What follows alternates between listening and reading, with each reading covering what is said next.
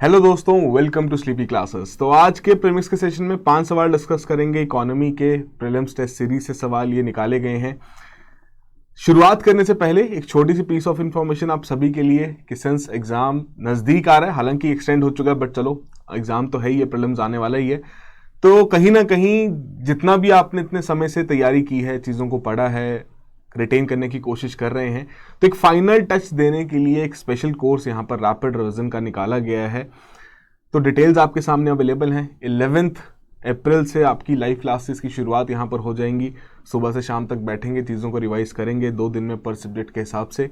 तो definitely check out कीजिए इस कोर्स को, एनरोल कीजिए एंड जो एक फाइनल टच है आपकी प्रिपरेशन को वो यहाँ पर दीजिए। Apart from that marathon sessions currently conduct किए जा रहे हैं। तो भैया कल के दिन आपका सीसैट का मैराथन है, ध्यान रखिएगा। सुबह आपका 11 बजे से सेशन यहाँ पर शुरुआत हो जाएगी, तो डेफिनेटली ये सेशन अटेम्प्ट करना है और जो आपकी सीसेट की प्रिपरेशन है उसे और बेहतर यहाँ पर बनाना है। चलिए पहले सवाल से बात करते हैं। कैजुअलाइजेशन ऑफ वर्क फोर्स से रिलेटेड यहाँ पर आपको कुछ स्टेटमेंट्स दी गई हैं। कहा जा रहा है कि ये जो पर्टिकुलर कॉन्सेप्ट है कैजुअलाइजेशन ऑफ वर्क फोर्स, इनमें से कौन सी एक ऐसी स्टेटमेंट है जो कि करेक्टली इसे डिस्क्राइब करती है। पहले में कह रहे हैं कि ऑनगोइंग या फिर ग्रेजुअल ट्रांजिशन है of the workforce from formal to the informal sector.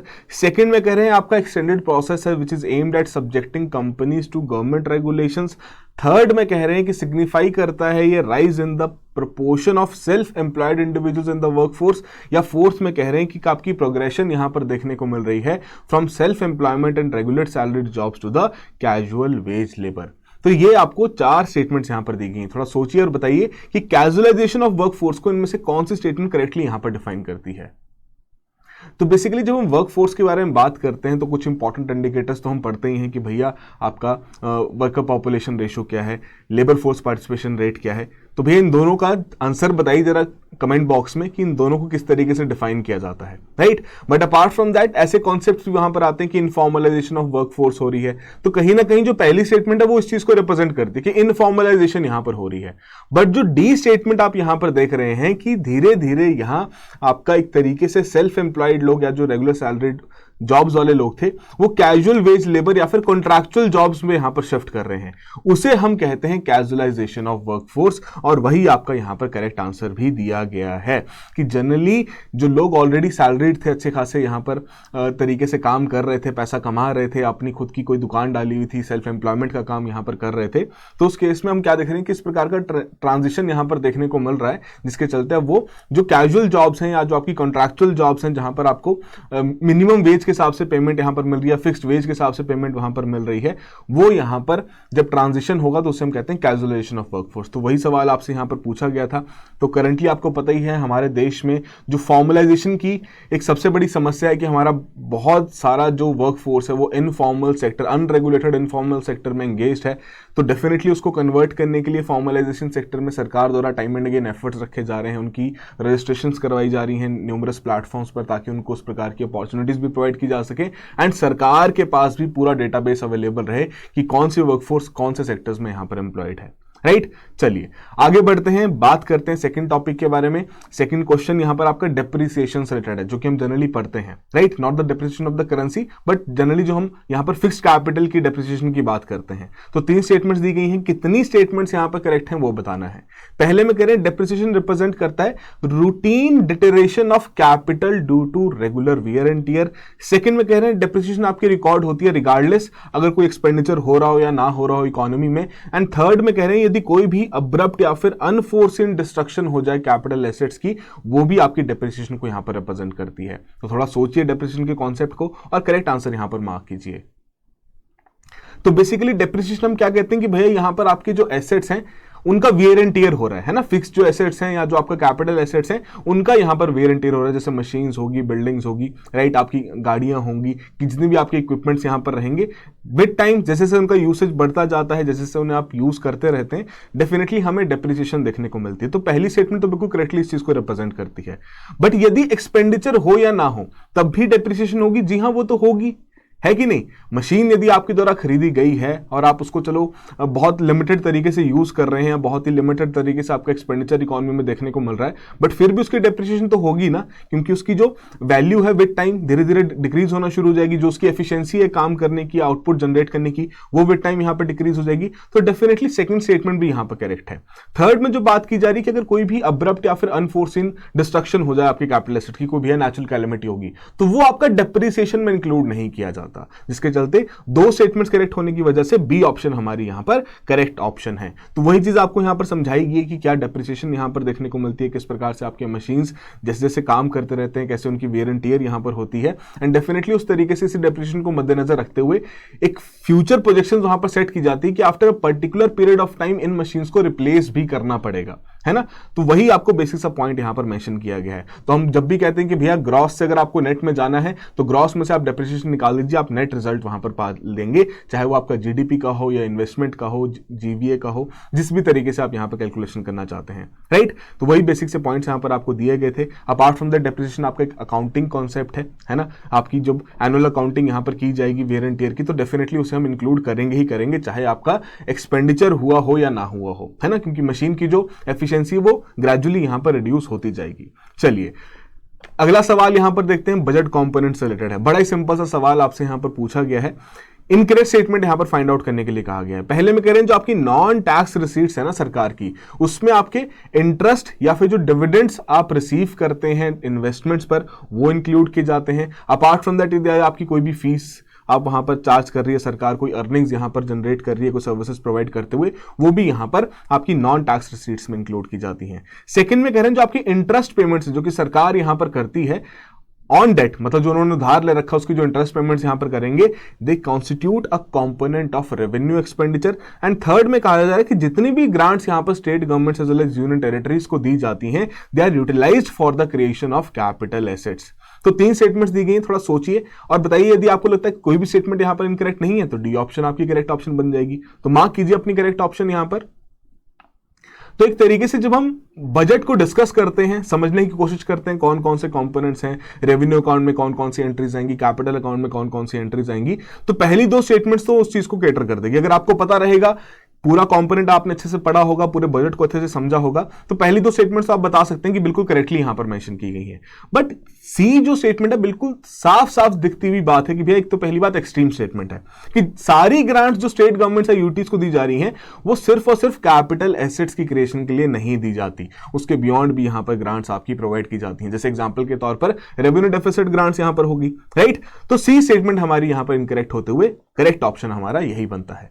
सही बात है। तो वही आपको बेसिक सा यहां पर रिसेंट बजट का ही स्क्रीनशॉट दे दिया गया है, जहां पर आप देख सकते हैं कि जो आपका रेवेन्यू अकाउंट है उसी में आपकी interest payments as well as जो आपकी ग्रांट्स दी जाती हैं कैपिटल एसेट्स की क्रिएशन के लिए, वो यहां पर इंक्लूड की जाती हैं। And when it comes to the non tax receipts, तो उसमें आपकी जो भी इंटरेस्ट रिसीट्स हैं, जो भी आप डिविडेंड्स यहां पर कमा रही है सरकार, जो भी प्रॉफिट्स यहां पर कमा रही है, या जो भी आपके द्वारा फीस वगैरह यहां पर चार्ज करके पैसा आ रहा है, वो सारा आपका नॉन टैक्स रेवेन्यू में इंक्लूड किया जाता है, राइट। तो ये बेसिक सा सवाल आपसे पूछा गया था सिंपल अंडरस्टैंडिंग बेस पर, ये तो किसी का भी यहां पर गलत नहीं होना चाहिए। चलिए अगला सवाल यहां पर देखते हैं, 4th सवाल, राइट्स इशू से रिलेटेड। अगेन मार्केट से रिलेटेड आपका कॉन्सेप्ट है और हमने बहुत बार देखा है कि यूपीएससी ऐसी ही टर्म्स वहां पर आपके सामने रख देता है, उनकी कुछ स्टेटमेंट्स वहां पर मेंशन कर दी जाती हैं। जैसे 2023 के पेपर में देखें बीटा आपसे वहां पर पूछ लिया गया था, तो वैसे ही राइट्स इशू के बारे में यहां पर पूछा जा रहा है कि इन 4 स्टेटमेंट्स में से राइट्स इशू को कौन यहां पर करेक्टली डिफाइन कर रहा है ना। पहले में कह रहे हैं कि भैया इशुएंस की जा रही है शेयर्स की by the company to the new shareholders with the intention of raising extra capital, चलो अच्छी बात है। सेकेंड में कह रहे हैं कि यहां पर एक्विजिशन हो रही है शेयर्स की from the secondary markets by the current share holders of the company, second statement.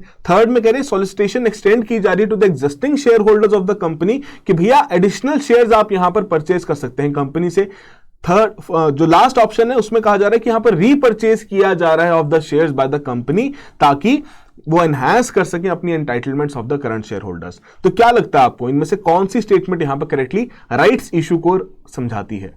तो देखिए राइट्स इशू और राइट्स इशू के जो आपके एंटाइटलमेंट्स हैं ये हमने डिटेल में अपने स्टैटिक पोर्शन में डिस्कस किया है, क्रैश में भी डिस्कस किया है, जीएस कोर्सेज में भी डिस्कस किया है। तो डेफिनेटली जितने भी बच्चे हमारे कोर्सेज में एनरोल्ड हैं उनके लिए तो इजीली यहां पर सॉल्व कर सकते हैं कि सी ऑप्शन सही तरीके से यहां पर बैठती है कि राइट्स इशू के चलते जब भी कंपनी नया कैपिटल रेज करना चाहती है तो वो क्या करती है, अपने जो एग्जिस्टिंग शेयर होल्डर्स हैं उन्हें सबसे पहले एक हक देती है, सबसे पहले एक राइट यहां पर प्रोवाइड करती है कि सर देखिए आपके पास ऑलरेडी हमारी कंपनी के शेयर्स हैं, आप हमारी कंपनी के शेयर होल्डर हैं, तो क्यों ना हम आपको ही यहां पर एग्जिस्टिंग आपकी शेयर होल्डिंग के बेसिस पर नए शेयर्स यहां पर ऑफर करें। ठीक है, तो जब भी कंपनी ऐसे नए शेयर्स ऑफर करेगी, जो एडिशनल शेयर्स यहां पर ऑफर करेगी, जो कि ऑलरेडी एक लिस्टेड कंपनी यहां पर कर पाएगी, है ना, मतलब उसके ऑलरेडी यहां पर मार्केट में शेयर्स अवेलेबल है, लिस्टेड कंपनी है, आईपीओ उन्होंने लॉन्च कर रखा है, फिर उनके द्वारा दोबारा जब यहां पर कैपिटल रेज किया जाएगा तो हमने क्या बोला कि उनके पास क्या ऑप्शन है कि भैया एफपीओ यहां पर कर सकते हैं, फर्दर पब्लिक ऑफर यहां पर किया जा सकता है, जो कि आपकी पहली स्टेटमेंट को यहां पर रिप्रेजेंट कर रहा है कि यहां पर इश्यूएंस की जा रही है कंपनी की शेयर्स की to the new shareholders with the intention of raising extra capital, right. तो वो आपका एफपीओ को रिप्रेजेंट करता है या आईपीओ को भी यहां पर हम कह सकते हैं, सही बात है। अपार्ट फ्रॉम दैट जो एक्विजिशन यहां पर की जा रही है शेयर्स की फ्रॉम द सेकेंडरी मार्केट्स, तो आपस में पीयर टू पीयर यहां पर जो ट्रांजेक्शन हो रही है। डी ऑप्शन अगर हम देखें तो भैया वो आपका बायबैक ऑफर को यहां पर रिप्रेजेंट करता है। तो राइट्स इशू बेसिकली सी ऑप्शन है कि भैया यहां एक तरीके का प्रोविजन रखा जा रहा है, एक तरीके का एक राइट दिया जा रहा है एग्जिस्टिंग शेयर होल्डर को कि भैया डिस्काउंट पर यदि आप हमारी कंपनी के शेयर खरीदना चाहते हैं आप अभी खरीद सकते हैं, एडिशनल शेयर्स हम मार्केट में यहां पर लाना चाह रहे हैं, तो सबसे पहला हक आपको यहां पर दिया जा रहा है। तो वही जो पर्टिकुलर सी ऑप्शन है वो यहां पर करेक्ट ऑप्शन रिप्रेजेंट करती है। ठीक है, तो क्या है आपके राइट्स इशू, क्या उसके कैरेक्टरिस्टिक्स हैं, किस तरीके से वो काम करती है। एक तरीके से प्रेफरेंशियल ट्रीटमेंट यहां पर की जाती है एग्जिस्टिंग शेयर होल्डर्स को कि भैया आपको राइट्स इशू यहां पर ग्रांट की जा रहे हैं, आपको एंटाइटलमेंट्स यहां पर ग्रांट की जा रही है, आपके पास ऑप्शन आप खरीदना चाहते हैं खरीद लीजिए, नहीं खरीदना चाहते आप फोरगो कर सकते हैं, या अपनी एंटाइटलमेंट को भी यहां पर ट्रेड कर सकते हैं फॉर अ कंसिडरेशन, राइट। तो ये सारी चीजें हमारे कोर्सेज में डिस्कस हुई हैं, राइट। तो इस तरीके के जो कॉन्सेप्ट्स हैं इनको बिल्कुल भी नहीं छोड़ना है।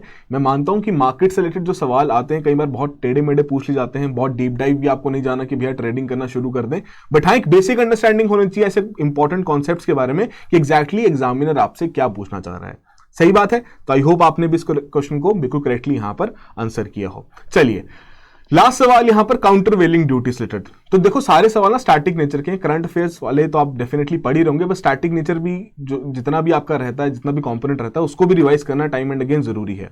तो काउंटर वेलिंग ड्यूटी से रिलेटेड 3 स्टेटमेंट्स यहां पर दी गई हैं, करेक्ट स्टेटमेंट फाइंड आउट करने के लिए यहां पर आपको कहा गया है, राइट। माफी चाहूंगा आपको आंसर यहां पर पहले दिख गया होगा, बट फिर भी चलो एक ऑनेस्ट अटेम्प्ट यहां पर दीजिए, ये अज्यूम करते हुए कि आपने आंसर अभी तक यहां पर नहीं देखा है। तो बताइए काउंटर वेलिंग ड्यूटी को कौन सी 3 स्टेटमेंट्स यहां पर करेक्टली बता रही हैं। पहले में कह रहे हैं कि it raises the price of the imported product, जिसके चलते वो उससे ट्रू मार्केट प्राइस तक लेके आना चाहता है। सेकंड कह रहे हैं इसकी रिकमेंडेशन जो है वो directorate general of anti dumping and allied duties द्वारा दी जाती है, जो कि आपका मिनिस्ट्री ऑफ फाइनेंस के अंदर आता है। एंड थर्ड में कह रहे हैं कि भैया ये आपका इंक्लूड करता है, it is basically included with the custom duties on the imported products. तो क्या लगता है आपको काउंटर वेलिंग ड्यूटी क्या चीज है? तो देखो जब भी किसी पर्टिकुलर देश द्वारा अपना प्रोडक्ट मान लेते हैं इंडियन मार्केट में निकाला गया, ठीक है, तो हो सकता है वो पर्टिकुलर देश अपने प्रोडक्ट्स के अपने ऊपर, अपने गुड्स के ऊपर, मतलब उनके लिए तो एक्सपोर्टेड प्रोडक्ट्स ही हैं वो, उनके ऊपर कोई सब्सिडीज प्रोवाइड कर रहा हो, राइट है कि नहीं, वो सब्सिडीज देके उस प्रोडक्ट को सस्ता करने की यहां पर कोशिश कर रहा हो, राइट। तो उसी समय पर उन सब्सिडीज की वजह से उस प्रोडक्ट की जो कॉम्पिटिटिवनेस है वो इंक्रीज हो जाएगी, सही बात है। तो वो जो कॉम्पिटिटिवनेस इंक्रीज हो जाएगी और जब वो प्रोडक्ट हमारे देश की मार्केट में एंटर करेगा तो डेफिनेटली जो हमारे डोमेस्टिक मैन्युफैक्चरर्स हैं उनको यहां पर दिक्कत आएगी कि भैया ये तो ट्रू मार्केट प्राइस पे प्रोडक्ट नहीं बिक रहा। तो उसी समय पर आपकी इस प्रकार की काउंटर वेलिंग ड्यूटी यहां पर इंपोज की जाती है। तो पहली स्टेटमेंट तो करेक्ट हुई। सेकंड में जो कह रहे हैं इसकी रिकमेंडेशन के बारे में, तो जो एजेंसी की बात की गई है directorate general of anti dumping and allied duties, ये बिल्कुल करेक्टली यहां पर मेंशन किया गया है, बट जो आपकी मिनिस्ट्री ऑफ फाइनेंस है ये इसके अंतर्गत यहां पर नहीं आती कि ये जो आपका डीजी है डायरेक्टरेट जनरल है ये ministry of commerce and industry के अंतर्गत यहां पर काम करता है। तो उसी के चलते सेकंड स्टेटमेंट यहां पर इनकरेक्ट हो जाएगी।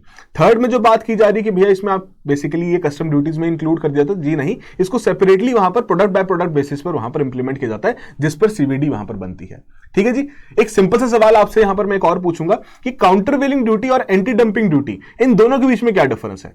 सही बात है, तो मेंशन कीजिएगा जरूर। तो पहली स्टेटमेंट करेक्ट होते हुए ए ऑप्शन हमारी यहां पर करेक्ट ऑप्शन है, हालांकि आपको आंसर पहले दिख गया था, बट फिर भी मेरी एक एक्सपेक्टेशन रहेगी कि आपने इसको ट्रू अटेम्प्ट और ऑनेस्ट अटेम्प्ट यहां पर जरूर दिया हो।